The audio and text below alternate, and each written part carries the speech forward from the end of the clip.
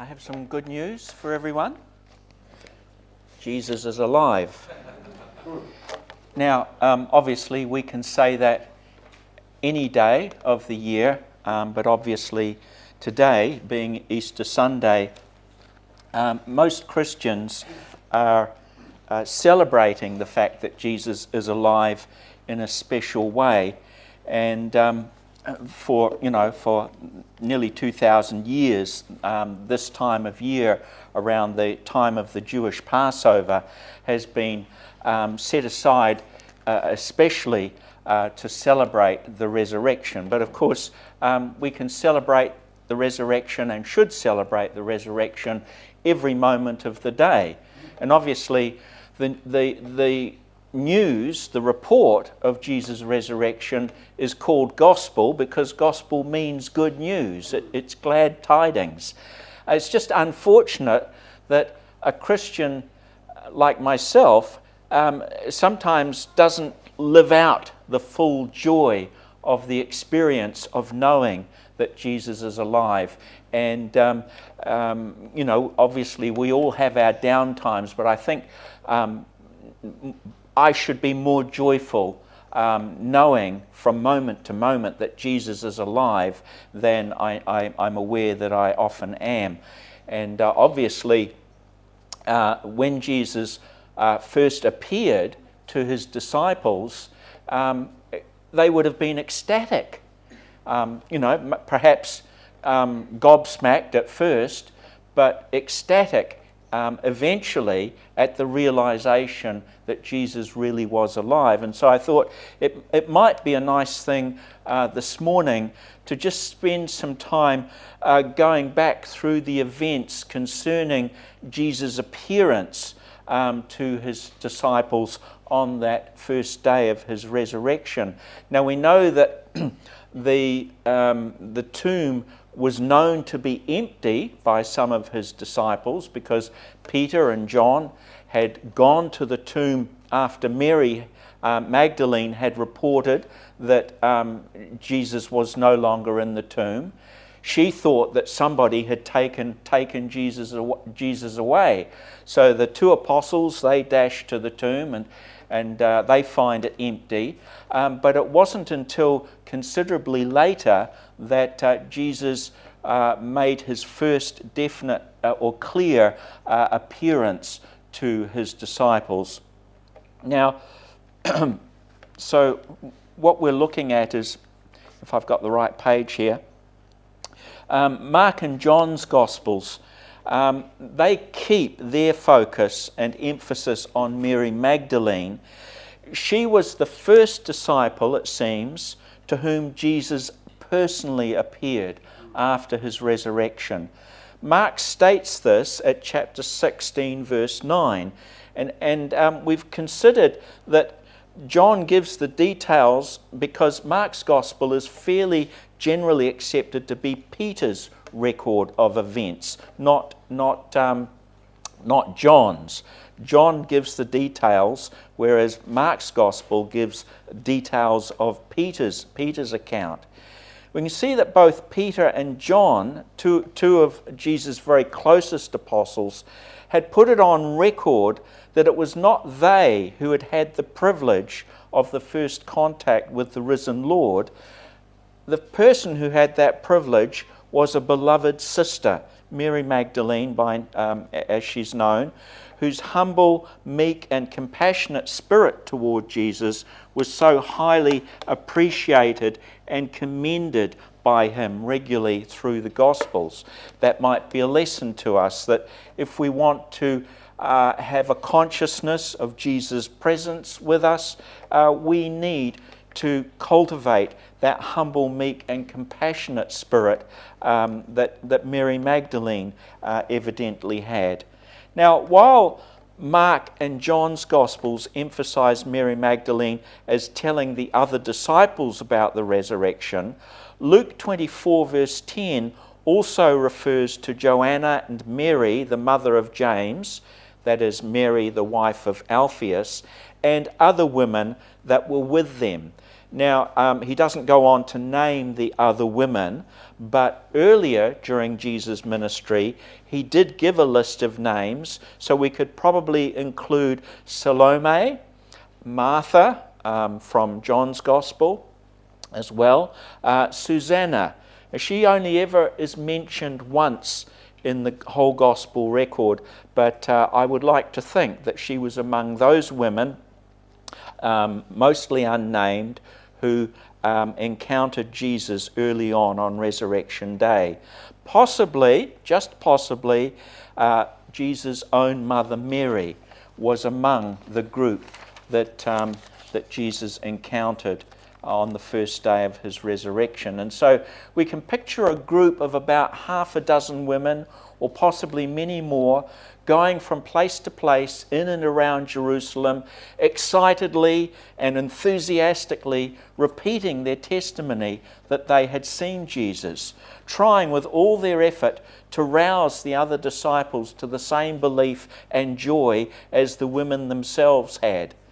Mark 16 verse 10 tells us that all the folk that the women went to, that is to say, those who believed in Jesus, obviously, they were in mourning and weeping for the loss of Jesus.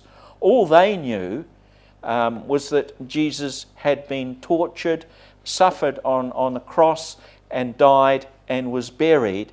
Some of them, Peter and John, knew that the tomb was empty, and maybe that report had gone around.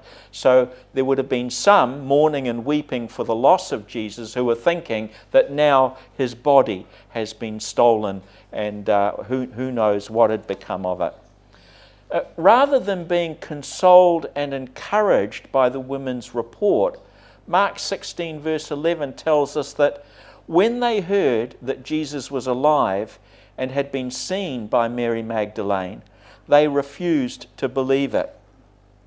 Luke chapter 24 verse 11 tells us that after the women told all these things to the apostles, these words, that is the women's words, appeared to them as nonsense, and they would not believe them, as if to say they chose or they made a decision not to believe them.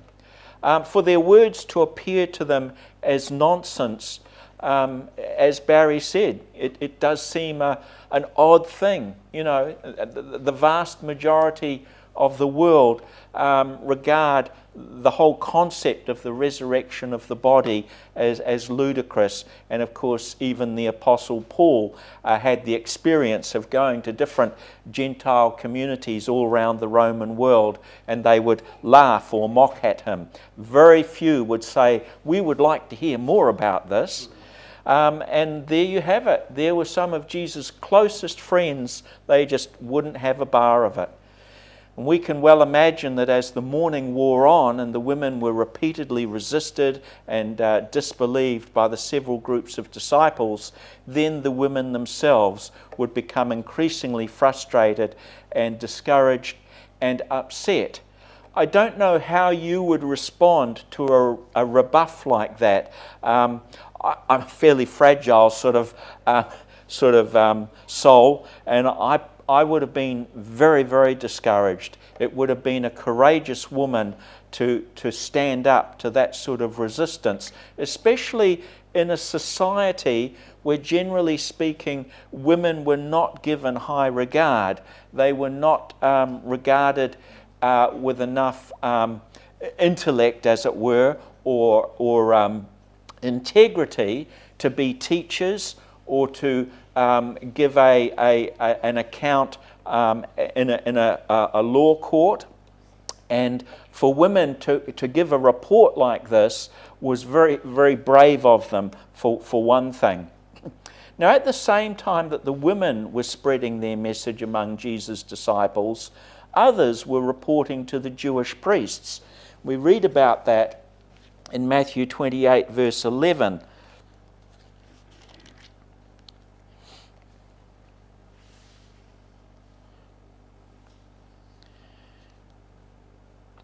While the women were on their way, behold, some of the guard, those that had been guarding the gravesite, they came into the city and they reported to the chief priests everything that had happened.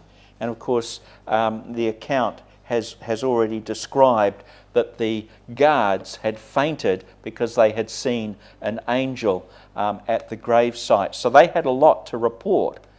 Because the soldiers had failed in their duty, though, by letting the tomb be opened and letting the body of Jesus to suddenly disappear and be lost, they were in certain danger of being executed. So again, there was an element of great courage in their giving their testimony. It might seem that in their desperation, some of them decided to plead their case to the priests in the hope that the priests would sympathize with them, would believe their report about an angel and the stone of the tomb being rolled away and of the body being gone after they had revived from their faint. And the priests would pat them on the shoulder, say, there, and excuse them from being punished. But if this was the soldiers' intention, then they were barking up the wrong tree. They were taking an incredible risk if they really thought the priests would easily believe their report, or if they did believe their report, then try to uphold their report. You would think that a report involving a flying creature that was as bright as lightning and which single-handedly removed the huge tombstone and then sat on it defiantly as if to say, that's that, you try and resist me. Or you would think that a report that the dead criminal's body had disappeared out of its grave clothes, or that several women met a man near the tomb who claimed to be Jesus himself, you would think that such a report would be scorned and disparaged and rebuffed by the priests.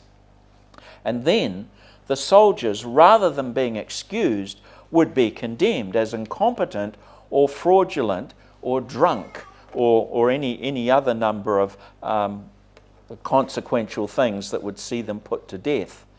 I think that it is at least equally possible that the soldiers, many of whom were already impressed by Jesus at the crucifixion and had referred to him out loud as Son of God, they were not going to the priests out of desperate fear of being executed by the Roman authorities, but simply to bear witness to them of a wonderful event.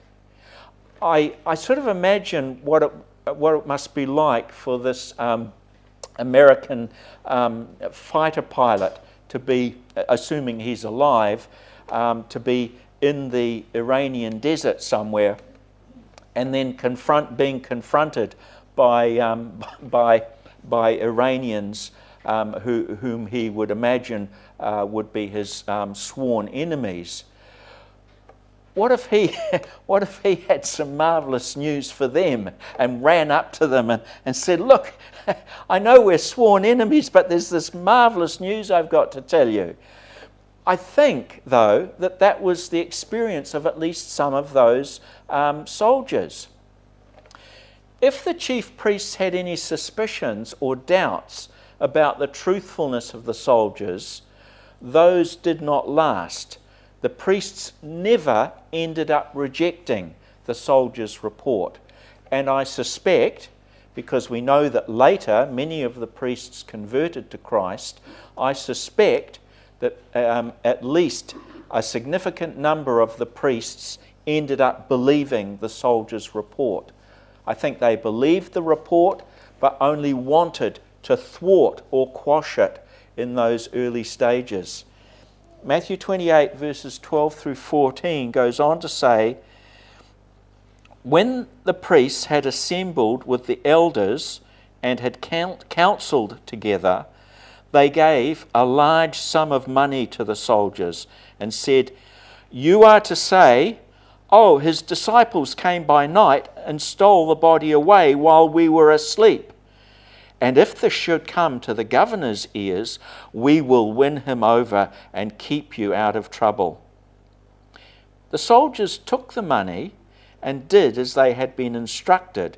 And so this story was widely spread among the Jews, and it continues to be spread around to this day. Now this is all very instructive. It's one of those little pieces in the gospel that we wouldn't miss it if it wasn't written, but it is very instructive. Clearly the soldiers were so determined to stick to their original report that it took a massive bribe of silver to convince some of them, not all of them, but some of the soldiers, to change their story. We can also infer that the soldiers did not originally fear their eyewitness report being passed on to Pilate. It was only the lie which they were instructed to tell that now posed a risk of punishment to them. Because if Pilate was convinced that his soldiers had slept on duty, then he would definitely have them executed. The priests, I believe, invented this story, which was full of contradictions, full of internal inconsistency and absurdity, with a view to having the soldiers put to death and the report completely silenced. In the first place, what was the entire squad doing asleep? That was how ludicrous the idea was. If they had been asleep, why would they admit to it? And why did nobody end up punishing them? If the soldiers were asleep, how could they have known what happened to the body if they, used the ruse that the priests suggested? And if one of them woke up and saw the disciples, why did he not wake the others up and then pursue the disciples? The other point is, if the disciples are known to have stolen the body, why did the Jewish elders not proceed to hunt them down? They were well enough known. So there were all these internal consistencies, and that with the bribe would suggest that the soldiers saw their way through it, but the priests had arranged for it so as to see them put to death and to let circulate that rumour as well. You'll recall that when Jesus died on the cross, there was a great earthquake which, according to Matthew 27 verse 51, caused the rocks around Jerusalem to fracture and shatter. Now that was rather earlier than the resurrection. That was at the crucifixion. Matthew 27 verse 52, though, adds that the tombs were opened by this earthquake. So evidently, all around Jerusalem during the Passover weekend that Jesus lay in the tomb, tombstones had been left lying dislodged or broken near their tomb entrances, or caves or rock fissures where many dead people had been buried. Those rocks and tomb entrances had been left smashed and gaping open, leaving their corpses and skeletons exposed to view. Because of Passover and the Feast of Unleavened Bread, most Jews would not go anywhere near the graves so as to not become ritually unclean. For the 3 days they would have been left undisturbed. We've noticed from our reading of the Gospels that the women who had come to anoint Jesus' corpse did apparently search for him among some of these other tombs, and it was then that an angel appeared to them and asked, "Why do you seek the living one among these dead ones?" Well, concerning these open tombs full of dead bodies, Matthew adds in verses 52 to 53 that many bodies of the saints who had fallen asleep were raised, and then coming out of the tombs after Jesus' resurrection, they entered the holy city and appeared to many people. We don't have their names, but we could speculate that one of them was Simeon, who we read about early in the Gospels. Someone like Anna, she was another one whom we read about very early in the Gospels, who were both known as very godly people. Zacharias and Elizabeth may have been buried in Jerusalem. Gamaliel's father would have been as well, called Hillel.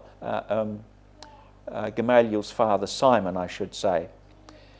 We have to infer that these saints who had come out of the tombs were resurrected, were people who had died comparatively recently around Jerusalem, peoples whose facial appearance was well enough known to other people still living in Jerusalem that their true identity and the truth of their death and burial and their new life would all be beyond doubt. These saints could not have been people from a much earlier generation, or they would not have been recognizable to the people who were alive on the day of Jesus' resurrection. So it's more probable that many, if not all of these resurrected saints had been disciples of Jesus even before their deaths. Like Lazarus, their deaths would have seemed sad and grievous at first. We know that Mary and Martha were grief-stricken when Jesus arrived because Lazarus had been dead 3 days. But their deaths now prove to provide another evidence to the power and goodness of God. All around Jerusalem, there are now 3 distinct groups of witnesses to the resurrection of Jesus. There's the women, there's the soldiers who were at the tomb, and there are the saints who have been raised from the dead. These saints, you understand, weren't raised to immortality. They would have died subsequently, sometime later. But in the meantime, they were alive, they were seen by people, and they would have been a witness in their own way to the resurrection of Jesus that day. It is wonderfully ironic that among the disciples, including the women themselves, there was a very strong spirit of skepticism and unbelief that resisted believing in Jesus' resurrection until the evidence was finally irrefutable. This contrasts greatly with the priests and Jewish leaders who seem to have immediately grasped the truth of the soldiers' combined testimonies. These simple facts should put to silence the critics' accusation that the disciples were gullible or that they believed in spite of a supposed lack of evidence. The facts also prove that the most powerful, hostile, and cunning opponents of Jesus' resurrection could find no evidence to disprove the fact. The absolute best they could come up with was the lie that they had to bribe the soldiers to tell. The book of Acts shows that they could not argue against the gospel message. They could only meet it with hostility and violence. And then, as I say, some of the priests ended up being converted despite their initial opposition. We turn now into Luke chapter 24, verse 12. We read there that Peter arose and he ran to the tomb, stooping and looking in. And he saw the linen wrappings only, and he went away to his home, marvelling again at that which had happened. This verse, verse 12 of Luke 24, comes after the women's report of actually being with Jesus and being with him and seeing him and speaking with him. And I used to think that this verse about Peter going to the tomb was the same visit that he had made with the other disciple in John's Gospel. But the details and order of events in Luke's and John's Gospels indicate that Peter here, in Luke's record, he has made a second visit to the tomb. This second visit was made in response to a very different testimony than the first one at John chapter 20, verse 2. And this time he left the tomb not necessarily believing, as John had done earlier, but at least this time marveling at what had happened. The word implies to be impressed or to admire, and the word hints at a somewhat positive attitude.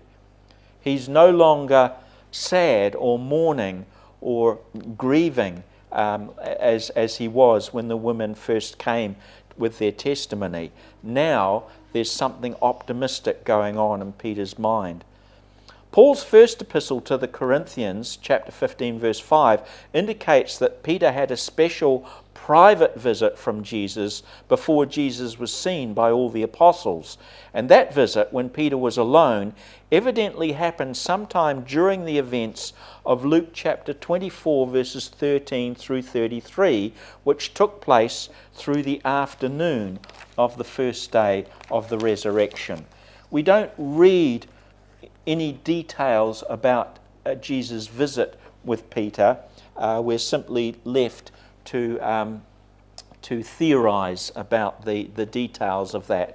But the timeline, I suggest, happens after verse 12, possibly at about the same time as the further events that Luke records. Now, Mark's Gospel summarizes the afternoon's events of the first day of the resurrection. He summarizes the event at chapter 16, verse 12, saying, after that, which is to say after the women spoke to the men who refused to believe, after that, Jesus appeared in a different form to two of them while they were walking along on their way to the country. And these two went away and reported it to the other disciples, but they did not believe them either. That's Mark's summary, whereas Luke gives us 20 verses of detail. To Luke, it was obviously a major event. And we don't need to read all the details, but verse 13 through 14 describe that two of them were going that very day to a village named Emmaus, which was about 7 miles from Jerusalem, and they were conversing with each other about all the things which had taken place. Now, we don't know the relationship of these two people, and it's possibly not even necessary, not even helpful to conjecture, although I always find that's, weighing up the different lines of evidence quite interesting. Something that occurred to me, just for your information, is that Luke gives so much detail here, and it's largely exclusive detail.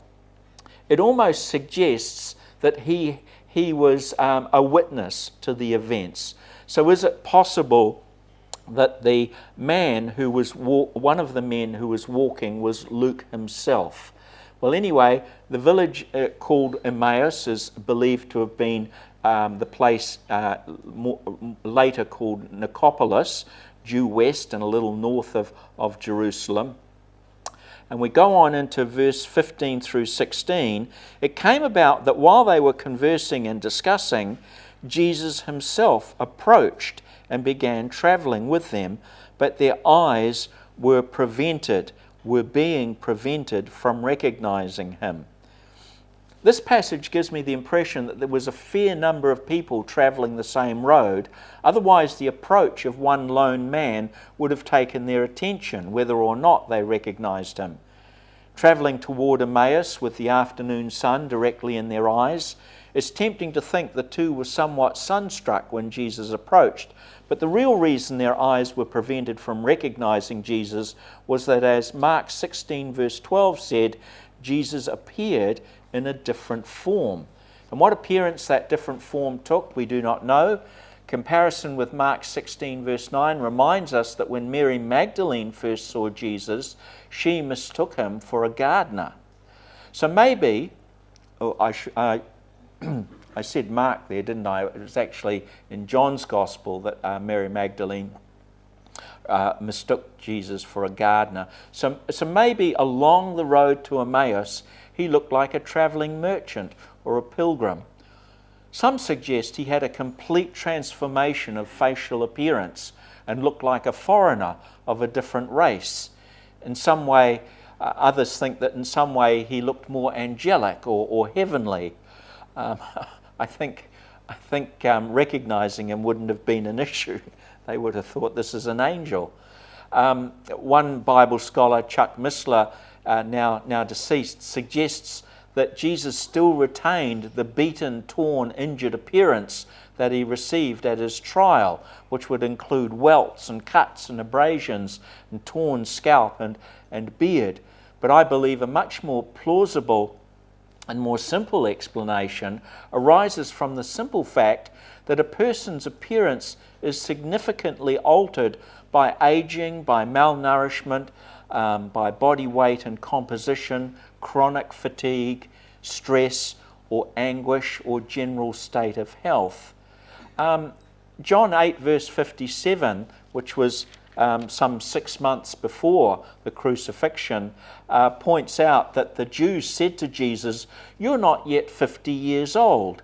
And it's probably a reasonable conclusion that Jesus looked quite old for his chronological age.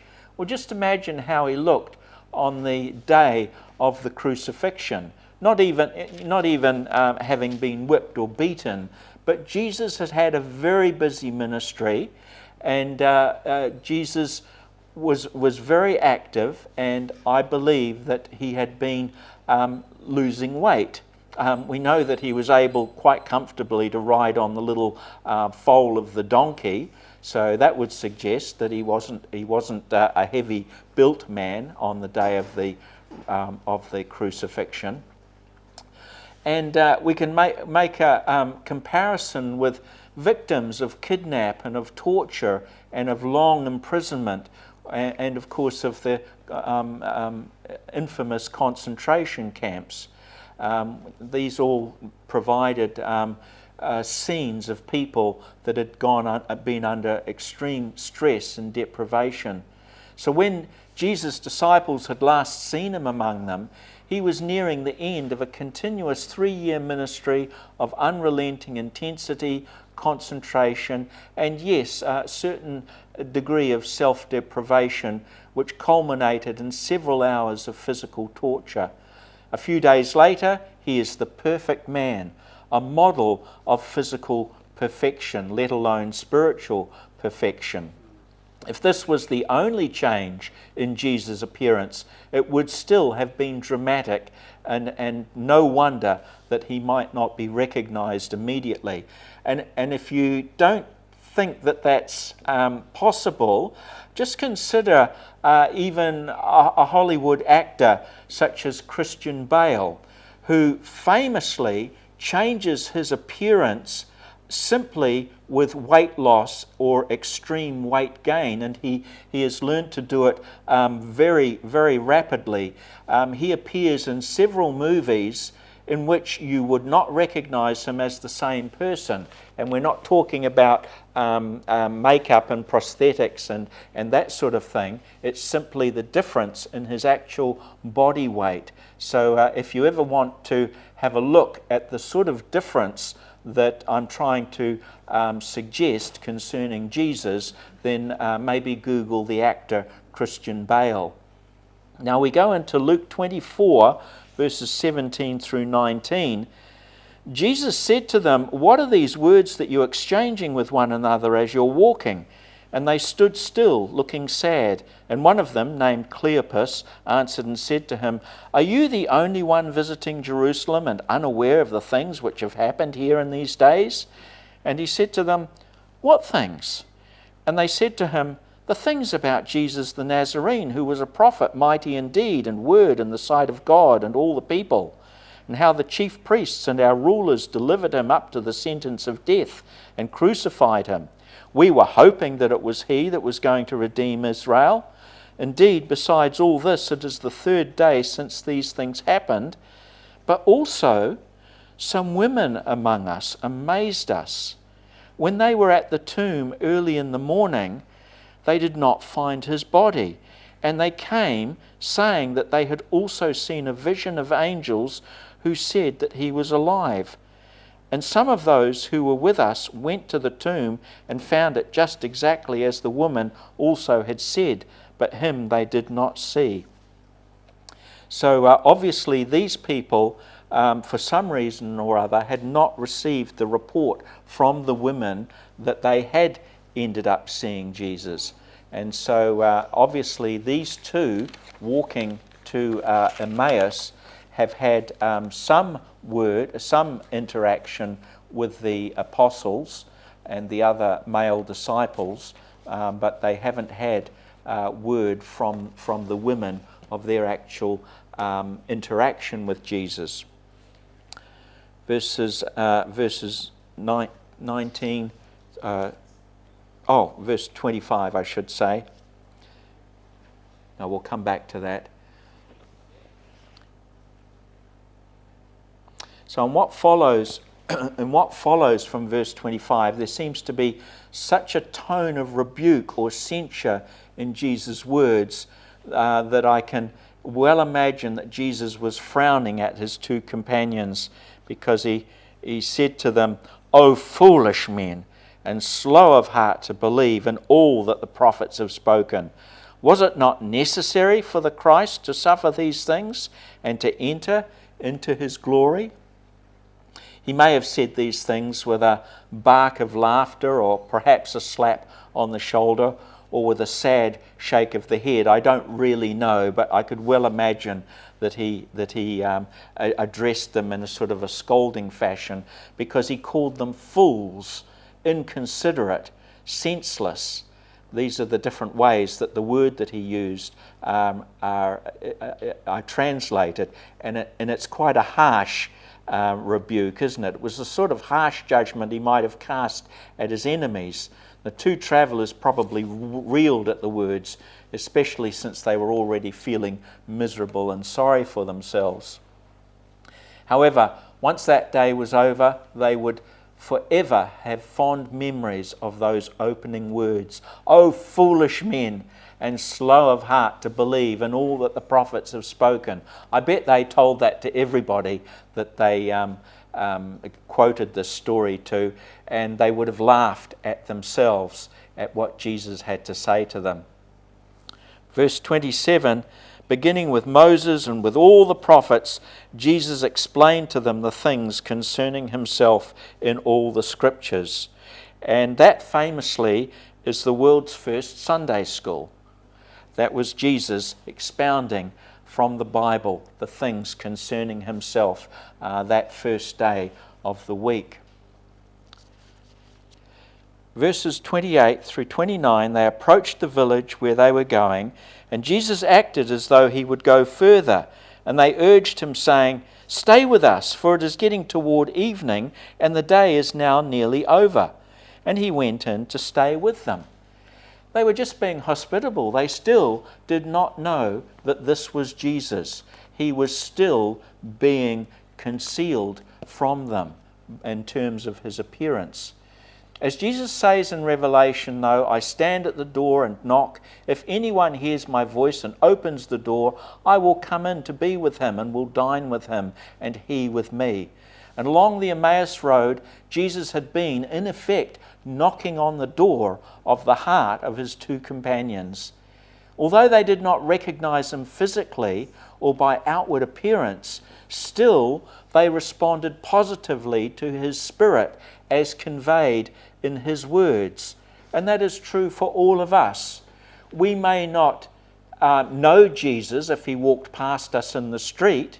We might not recognize him if we saw him in a wanted poster or anything like that. I suggest that none of us are going to see Jesus for the first time and think, "Yeah, that's exactly what I thought Jesus looked like."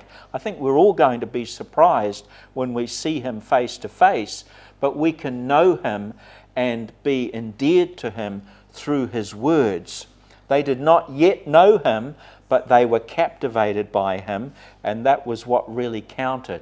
I think that they thought, "This man knows something.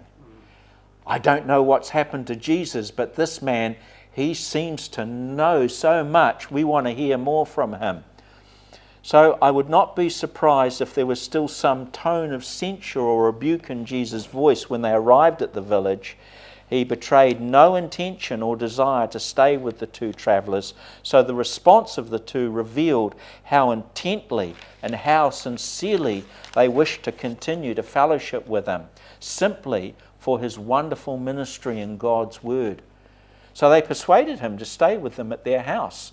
And of course, Jesus could not have been happier to oblige. So we read at verses 30 through 33, "It came about that when he had reclined at the table with them, he took the bread and blessed it, and breaking it, he began giving it to them. And suddenly their eyes were opened, and they recognized him, and he vanished from their sight. I believe that that was literally what happened. He vanished in the twinkling of an eye, I suggest. In verse 32, they said to one another, "Were not our hearts burning within us while he was speaking to us on the road, while he was explaining the scriptures to us?" And they arose that very hour and returned to Jerusalem and found gathered together the 11 and those who were with him. Now, exactly how or why the two companions suddenly recognized Jesus when they did is open to several explanations, and I won't really pursue that at this stage. But obviously they were convinced, and then, of course, by his miraculous disappearance, there was no doubting whom they had seen. When he suddenly disappeared, the amazement and astonishment would compare with what the women had felt on recognizing the angels at the grave for the first time. It would take these two companions only a matter of seconds to see that everything they had heard from the women now made perfect sense. Suddenly, the joyful burden of responsibility fell on these two. They would have suddenly been anxious to be with their friends straight away, to tell them what was going on, to tell them their experience, to tell them Jesus is alive. They had to let the others know straight away. And that's why I'm so amazed at the number of gospel commentators and dramatizations and works of art which at this point show or describe the sober, happy, contemplative couple both waxing eloquent as they stroll or amble back to Jerusalem 10 miles away. No way. I'm convinced that they ran at a sprint at first for all that they were worth. This was a 7 miles that they had to traverse. So imagine you've met Jesus in Castlecliff, the end of Castlecliff, and you have to get back to your friends at the top of Aramo. They started off at a sprint, and then of course fatigue sets in, and so they're jogging, and then they reached Jerusalem at something like a dog trot. There was no way they simply walked or ambled back to the other disciples. It was late in the afternoon when they reached Emmaus. Then they settled down to eat, obviously. Then almost immediately they had to head back to Jerusalem, taking maybe an hour at the very most at a good run. Luke chapter 24, verses 33 to 35. They arose that very hour, returned to Jerusalem, and found gathered together the 11 and those who were with them. And they were saying, "The Lord has really risen and has appeared to Simon." Now, a lot of people interpret that as the testimony of the two from Emmaus, but that's actually describing what the 11 and those gathered with them were saying. So the two arrive into the dwelling or wherever they found the disciples, and that group, they turn around and say to the two, amazing news, Simon has seen Jesus. But of course, these have got amazing news too, because at verse 35, they then began to relate their experiences on the road and how Jesus was recognized by them in the breaking of the bread. And so now you've got this contradiction. Simon had seen them, presumably in Jerusalem or maybe Bethany or somewhere like that. And now these two are saying that at the same time, they've seen him at Emmaus. Exactly how or why the two companions suddenly getting excited here. Mark 16 verse 13 summarizes this paragraph by saying they went away and reported it to the others, but they did not believe them either. So now the disciples have the testimony of at least 5 women and 2 disciples from Emmaus and 1 apostle, namely Simon Peter, and yet still they did not believe. And as I mentioned earlier, some think that one of the 2 from Emmaus was Simon Peter himself.